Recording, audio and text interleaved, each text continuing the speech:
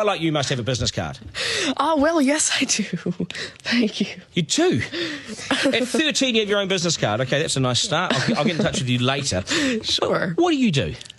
Well, mainly, I like to call myself a software and cognitive developer because I love developing with cognitive computing and artificial intelligence. I am an algorithmist. I love working with, designing, and implementing algorithms. I'm a keynote and TEDx speaker. I'm an author. I've written a book, and I'm working on another one about IBM Watson. And, of course, I'm also an IBM champion for cloud and honorary IBM cloud advisor. Oh, where did Hang I on go a second. wrong? Someone just get me a flannel countdown. Do you go to school? Well, I'm currently homeschooled in grade 8, going to grade 9 now. Wow. OK, so you're bright. Artificial intelligence, it's taking over the world. Is that fair to say? Well, you see, that's actually one thing that I believe a lot of people have, this sort of misconception that artificial intelligence is this technology that was made to replace humans, that really everything we do, whether it be, our jobs or whatever we do at home every day. But really what I believe is that artificial intelligence was developed and is continuing to be developed for the sole purpose of really augmenting our life and amplifying our skills or capabilities and what we can do every day. But what about when the computers actually learn that they're better than us? Well, you see, that's sort of called a singularity of artificial intelligence, at which point artificial intelligence has surpassed human intelligence to the point that we cannot control it. But really what I believe at this point, artificial intelligence, I won't go into the details right now since we're limited on time, but the thing is right now, artificial intelligence itself as a technology is so foolable and so primitive that either A, we won't reach that singularity point, or B, if we do, it's a very long ways off. Do you understand that, Mark? No. I couldn't. I wanted to take notes for the exam at the end of it. You lost them in the first sentence. Could I perhaps offer you a golf ball? There you go. Thank you very much. You do this YouTube channel, which you teach people. What is that all about, and who is your target audience? Yeah, sure. Now, I actually have a YouTube channel called Tanmay Teaches that I've been running for around 6 years now, and it has over 144 videos and now 22,000 subscribers. And so on it, I love to teach about computing, really programming, these algorithms that I develop, machine learning especially, math, science, and especially technologies like IBM Watson. Because, of course, I like to share my knowledge because I realize that there's this lack of resources for people to learn about technologies like AI, which is why I absolutely love sharing my knowledge through, of course, these YouTube videos, the books that I'm authoring, the keynotes that I have, and really Watson comes in here in such a great way because Watson allows me... What's Watson?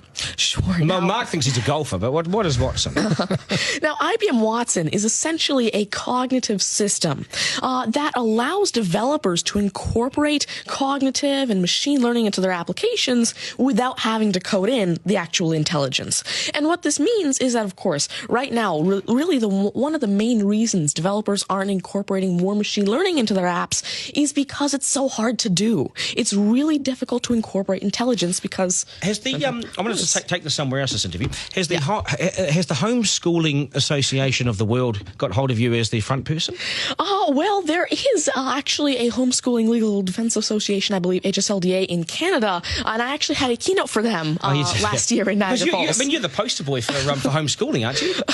Well, I did have a keynote for them, and I talked a lot about the advantages of homeschooling and why it's great for kids who want to go into different and really targeted subjects. Okay, I want to get right down to business now.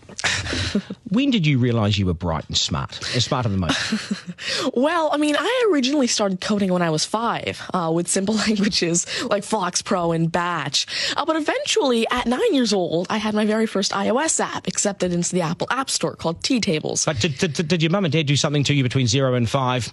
They plug you into the wall? What did they do to you? At five, you were coding. Are you smarter than your mum and dad, by the way? Already? Well, I have... my dad used to work as a computer programmer, but he used to work with, simple, regular programming languages like Fox Pro, Batch, a little bit of C, etc. But you see, now I'm really interested in artificial intelligence and how it can actually be implemented on all these different platforms. You'd be a nightmare to teach. You'd be an absolute nightmare to teach, wouldn't you? Because you'll be smarter than the lecturers. You would I never want to get in an argument with you, ever. But I would like to see you on a quiz show because I think you would nail that. Well, you see, there is one thing that I've been working on, and it's essentially an app called Ask Tanmay, an NLQA system, And so essentially, it's a system that can take your natural language questions and answer them for you using Watson and artificial intelligence. And actually, the original reason why I made Ask Tanmay, there's an Indian version of the Who Wants to Be a Millionaire show called KBC, which I originally wanted Ask Tanmay to play. So that actually ties in quite a bit with what I wanted to do. It's nice to see you. Do you get because you're homeschooling? You wouldn't go to school dances and things like that, would you? School socials and things. Do you get well, I actually used to be regularly schooled until grade 6. Right. Then I became homeschooled, and so of course I still do have my This is friends still from a school. victory for public schools. Take that golf ball and bring it back to me when you've actually worked out a way in which it'll always go straight. Because I think you could do it.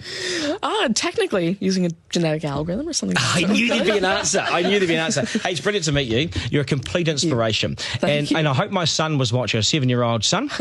Message to Buster Garner, you got work to do, mate. Do your homework, and we got to sharpen things up. Nice to see you. Thank you very much. much. All the very best. Thank You're you. amazing. Thank you. You're amazing. Okay, news is next, and then we are joined by today's panel, which won't be as smart as this guy, but they'll still be good, and we will head back to some of the beach as well for a game of 9 and 10. So much pressure now on the contestant of 9 and 10 just to rip through it and get it right. It's coming up after 8.